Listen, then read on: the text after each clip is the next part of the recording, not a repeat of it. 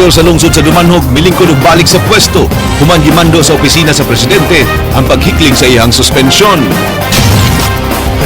Mga gagmay nga sakyanan sa kadagatan gitugutan na sa pagbiyahe apan gipamatngon gihapon batok sa dagkong bawd. Call center agent gipusil paday dihang mosulod daw ta sa trabaho.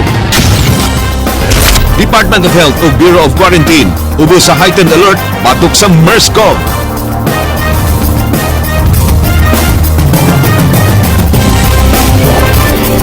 May hapon Sugbo Kabisayan, aniya na mga balita uban ang kinatibuk-ang puwersa sa News 5 Cebu. Karong adlaw Martes, petsa 7 sa buwan sa Hulyo, tuig 2015, ako si Glenn Soco. Amo na ihatod ang masa yung pagbalita inubanan sa mas komprehensibong impormasyon. Ako si Georgia Herrera. Georgia, gitugutan na ang mga biyahe sa mga gagmay nga sakyanan sa dagat tungod sa maayong panahon. Apan gipahimangnuan gihapon ang mga tripulante Glenn sa barko nga dili mo biyahe kung sa ilang paglantaw dili kaya ang dagkong bawd. Andrea Patanya, Suginimi.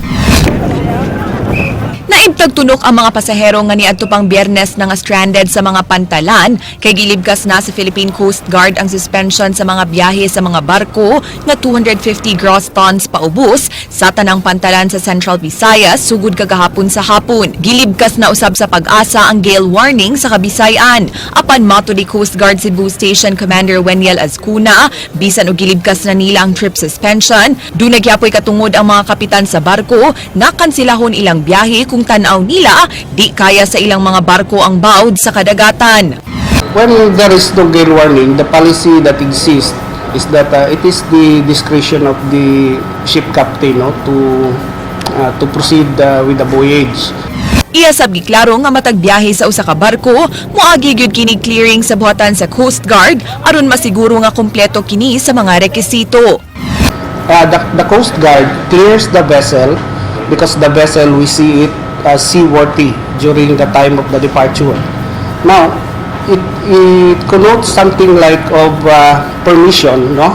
Na pwede silang maglayag kay they have their certificates. All of their certificates are updated, no? These certificates are issued by Marida.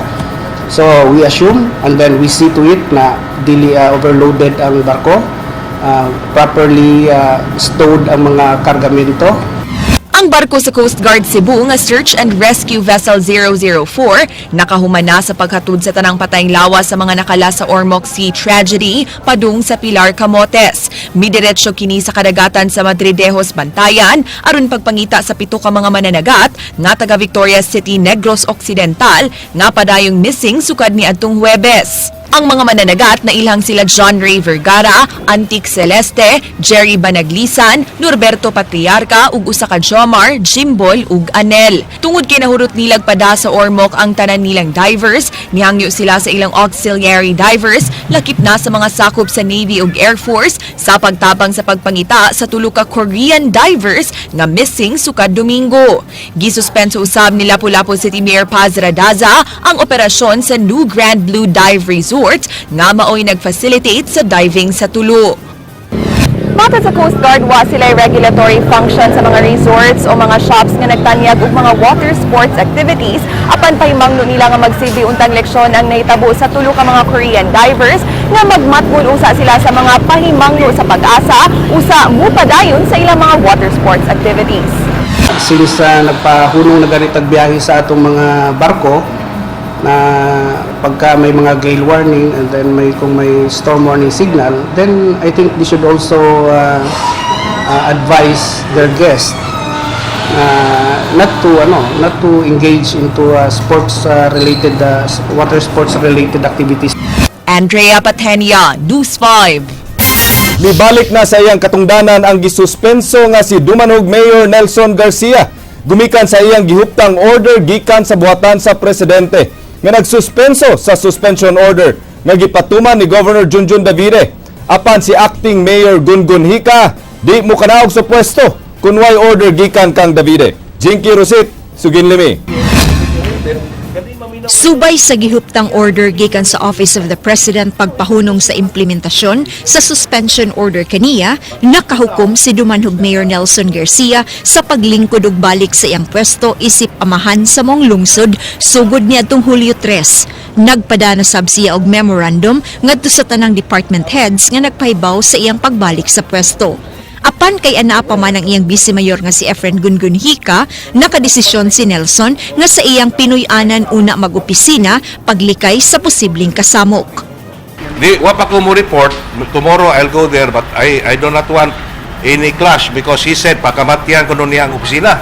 He has people there with armed people, no? Mga armado, mga tao niya gaatang sa munisipyo, and he wants to kill himself probably. So I do not want that, no, to happen. And also to Gipadad-an na sab ni Garcia og suwat silang Governor Junjun Davide ug Vice Mayor Hica sa pagpahibaw sa iyang subling pagbalik sa katungdanan. Bisan ang bangko, gimanduan na niya nga dili i-honor ang mga transaksyon gikan kang Hica. today to peacefully step down, no? Until until he will receive another order from the office of the president, he will be back, no? Because now the ball game is not within the provincial anymore. It's with the office of the president. It's now the office of the president who will determine whether I'll be suspended or not, no? Whether Nanganti si Nelson nga pasakaan niya og kasong administratiba og kriminal ang si bisan kinsang department head nga di mutuman sa iyang kamanduan. Si Hica sa phone interview miingon nga andam siyang mukanaog sa pwesto sa gayon nga dunay formal written order nga iyang madawat gikan ni Governor Davide. Apan alang niya, illegitimate ang order nga gihuptan karon ni Garcia.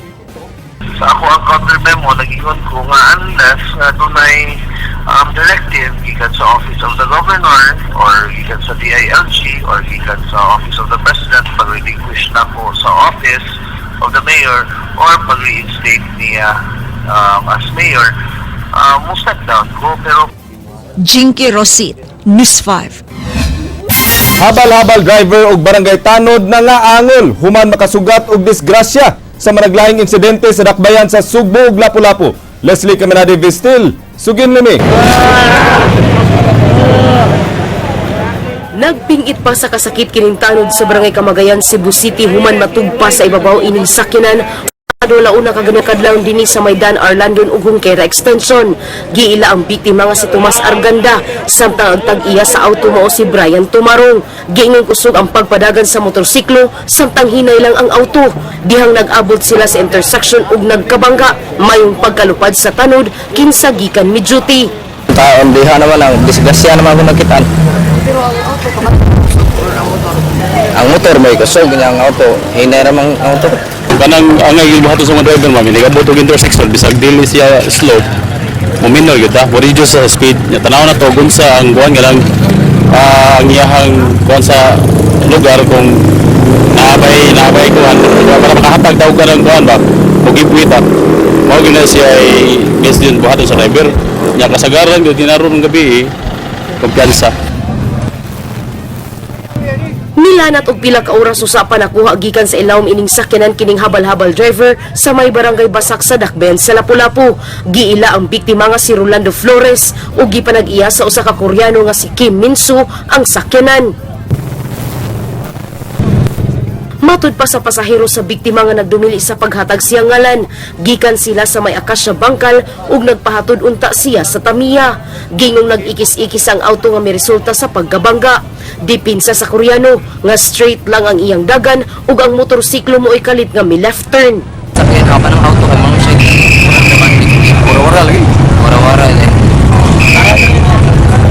Buto ka nang na pagka-dasmat na ako si kuya sa ubos niya ako sa nakibabaw sa auto niya. Ako just diretso lang every and then Shaba you hit the motorcycle leader. Leslie Caminade Vistil, News 5. Probe Team Head Raquel Arce nabalaka nga basin ug dunapay mas dakong plano ang gingon kanhi sakop sa Bangsamoro Islamic Freedom Fighters nga mipatay og 14 anyos niadtong miaging semana. Apan gipasalig sa kapulisan sa rehiyon nga walay dalang threat sa tunga-tungang kabisayan ang dinakpan. Sugin ni King Perez. Mao gyud gihapon titan na akong security gani. Dili man gani gyud ko kagawas og wala gyud kuyog. So, Tungod sa istriktong pagpatuman sa balaod, 24 oras nga dunay bantay si Probe Team Head Raquel Arce. Kini ang iyang gibutyag subay sa giangkon sa kanhi sakop sa Bangsamoro Islamic Freedom Fighters kon BIFF nga mipatay og 14 anyos niadtong miaging semana. masulti ani ako ang hangyo sa mga kadagkuan labi na gyud sa police force nga dili ni nila tan-awon as an isolated case nga ako ang target. It's because dili siya gyud ginhapon ba ako kahibaw ko na pwedeng hangasadaan, kahibaw ko nga nakoy na nga napasakitan, pero sa ila ang treat nila ana is personal na sa ako unya dili jud ko dili gyud pa kaayo konkreto nga kada bang mag-invest gyud sila this much para lang kukuhaon kay nga naman kung makuha ko nila nga maundang di ang trabaho, maundang di ang balaod nga dili pwede diha dapita. Pangagpas karon ni Arce nga usa lang siya nga naapil sa dakong misyon ni Mama Inti Abdul Emam nga posibleng mohimo og kasamok sa Sugbo alang sa maabot nga pagpahigayon sa APEC Summit ug International Eucharistic Congress. Ako iyata ko uno kong execute December kay iyahang asawa ko no nadakpan unya pero giuli man sa ato pa wala na siya kasuko nako.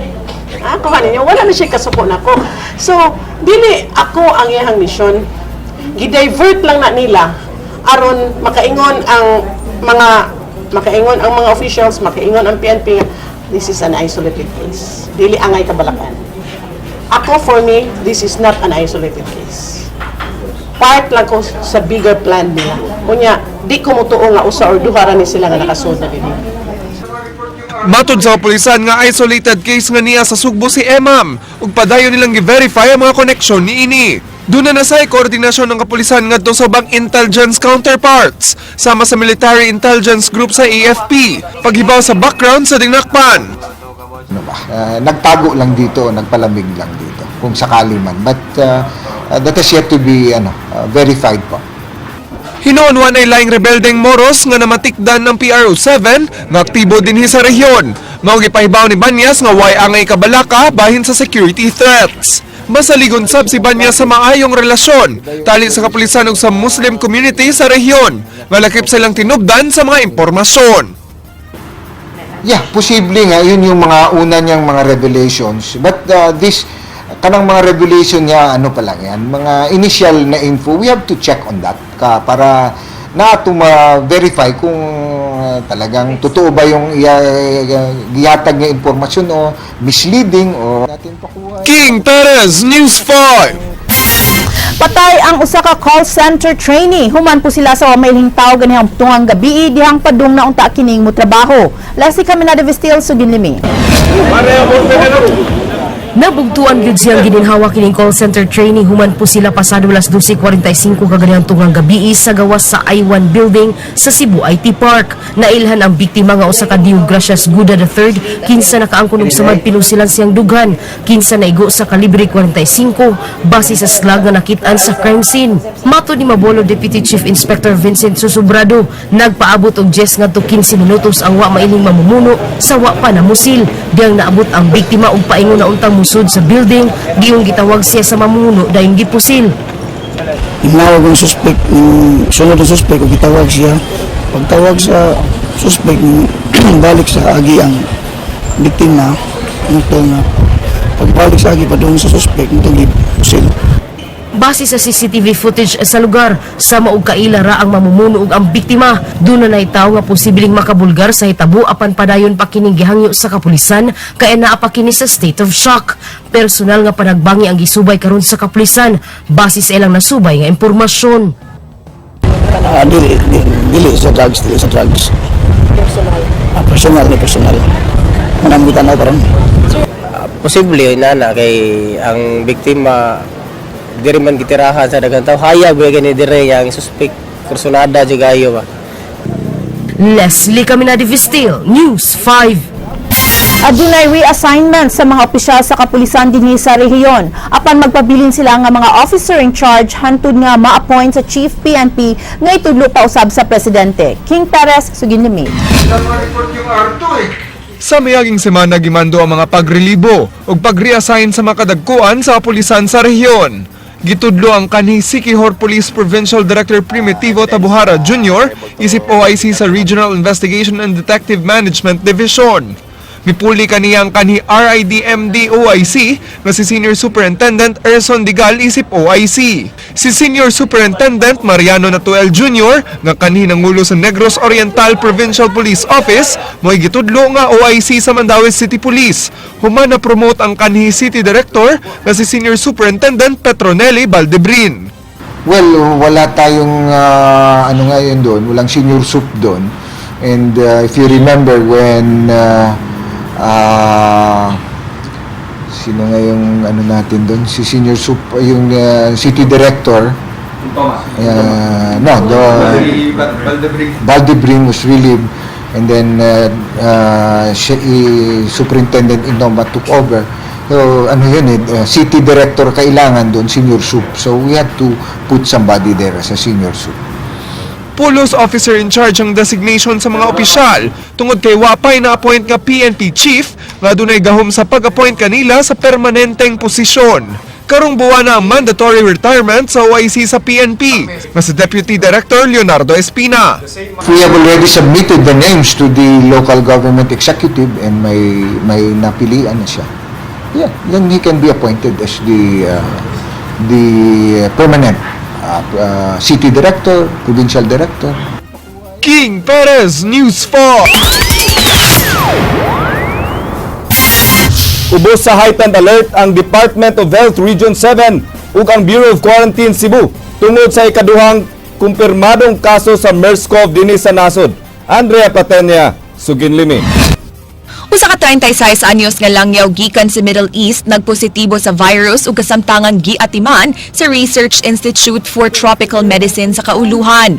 8 ka tawo nga dunay close contact sa pasyente gi-monitor usab sa DOH. Usa niini nga adunay ubog gi-confine sab sa RITM samtang ang uban gi-quarantine sa ilang mga panimay. Gipahibaw sa DOH 7 ug sa Bureau of Quarantine nga di angayang magpanic sanglit wa pa sila nadawat nga taho kabahin sa mga pasyente nga nataptan sa virus dinhi sa Central Visayas apan mas gipahugtan nila ilang monitoring. Kanang second case na to sa MERS, sa initial information na to, tumaran na siya sa NCR, wala pa tayo information nga na ay pasahero nga taga Region 7 nga for contact tracing.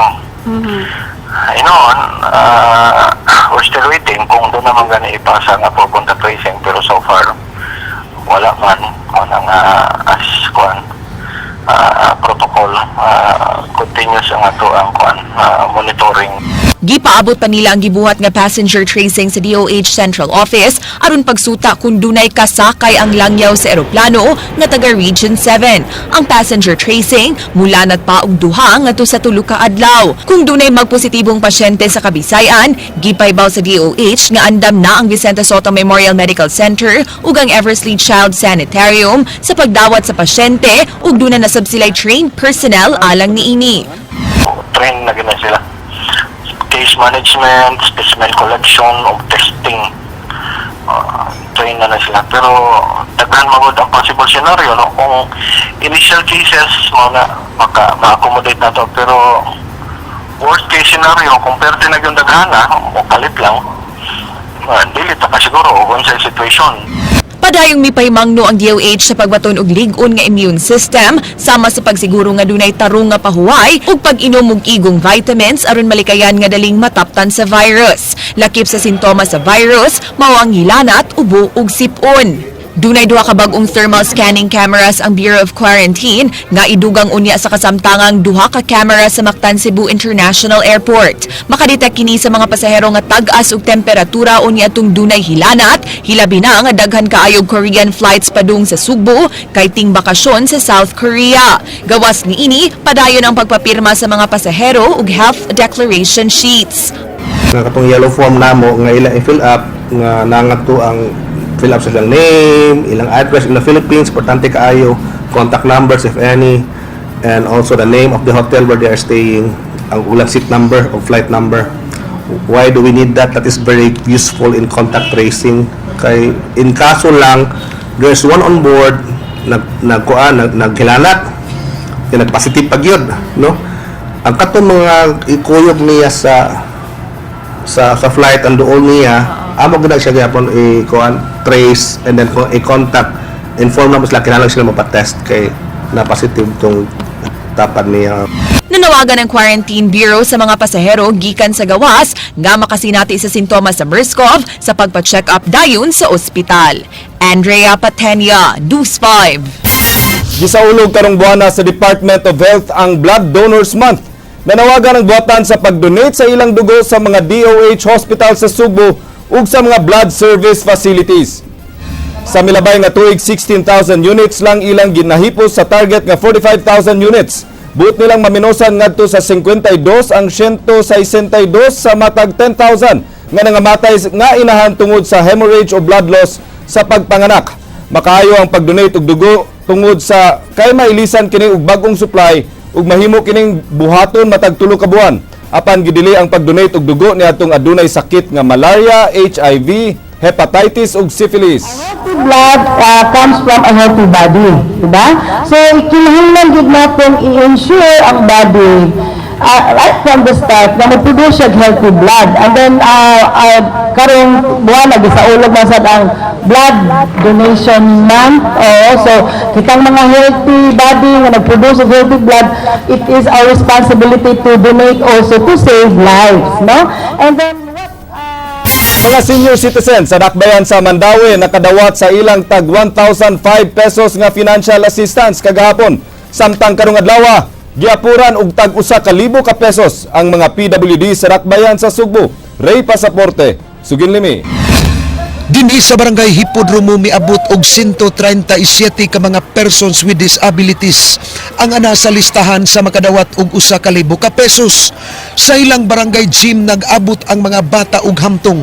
Diin dala ang ilang mga PWD IDs aron mao'y basihan sa pagador nga makadawat sila sa financial assistance. Ani mo unsa may imong gamitan na nang usa ka libo? Kaon. Ha? Kaon. Kaon. Gawa sa pagkaon wa na kay laing na ako. Kami lawas mga sabon.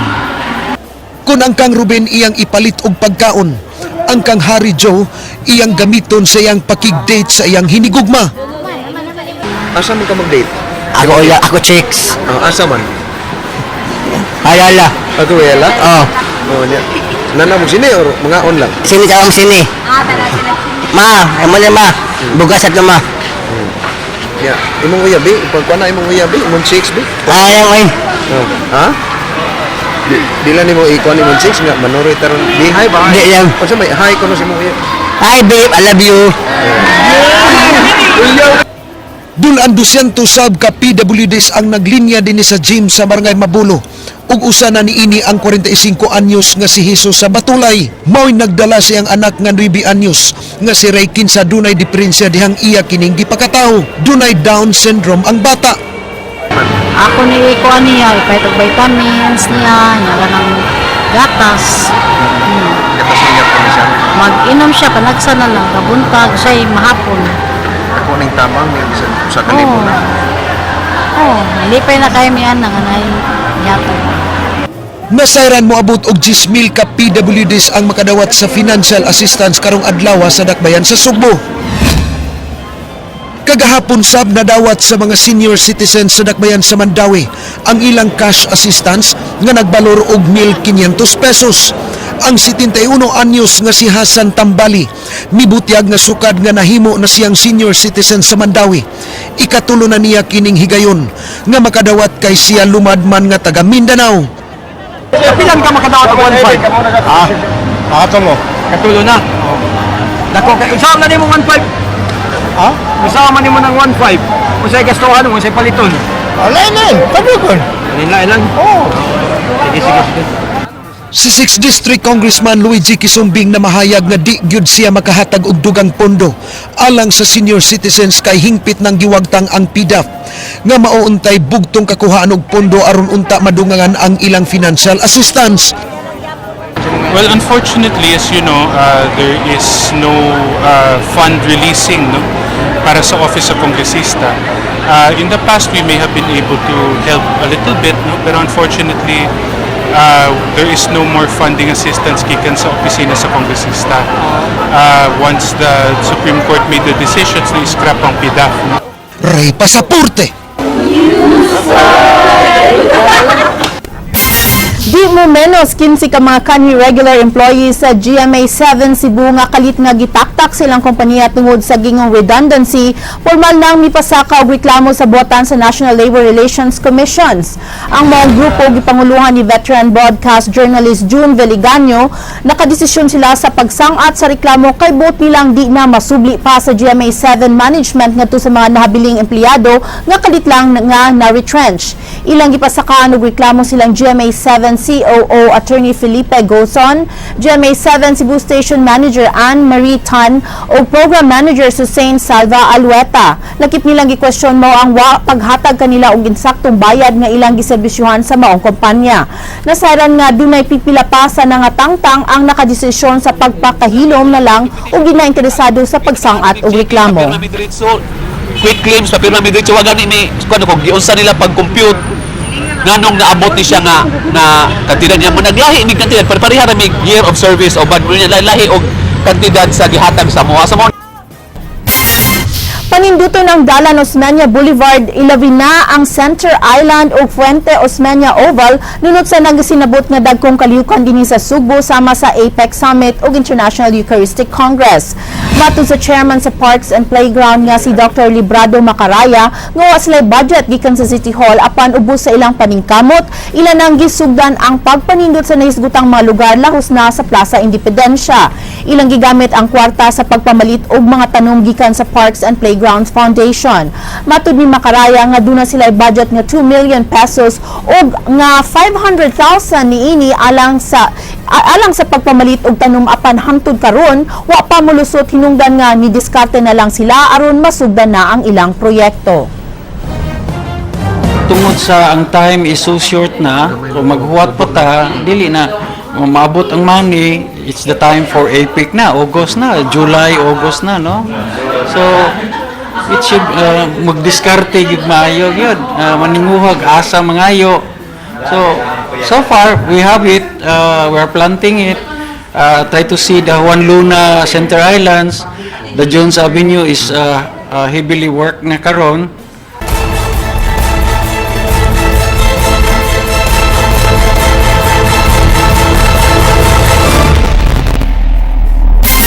Mga sakop sa Provincial Welfare and Development Office gipadala alang sa gihimo nga psychological intervention sa mga biktima sa pagkalunod sa bangka sa Ormoc. Jinky Rosit, Sugin Limi.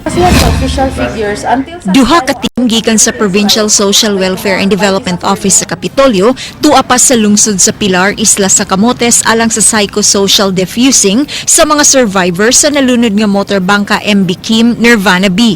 Matud ni Rose Sosa, kutob sa mga nakalingkawas sa trahedya, gihatagan og kay gayunan nga makastorya ug makapahungaw sa ilang tagsa-tagsa ka mga gibati. Isunod sab sa mga social workers ang stress debriefing sa mga napektuhan sa maong trahedya. Ang stress debriefing, we will do it with DSWD, with their own team, and then it will be done after perhaps when everything's settled, like when they'll be able to bury ang ilang mga minatay, ma-bury na siya, then we will hold it then. For now, it's just letting them talk lang. Lain nga team gikan sa Kapitolyo ug munisipyo sa Pilar ang atua karon sa Ormoc aron sa paghikay sa mga bayronon sa mga biktima gikan sa hospital ug punerarya. Matud sa PSWDO, pipila pa ka mga pamilya ang kinahanglan nga mubalik sa Ormoc aron pag-process sa mga death certificates ilabi na sa insurance benefits. Ang Ormoc team, ano sila nagtabang yun nila nga to assure them that they'll be able to go home. So wala yan gyud sila gawon sa mga bayranan, even those nga there were those who could afford nga pero wala man sila mga kwartang dala, so we assured them that we will cover first and then discuss ang mga saon pagbayad ba.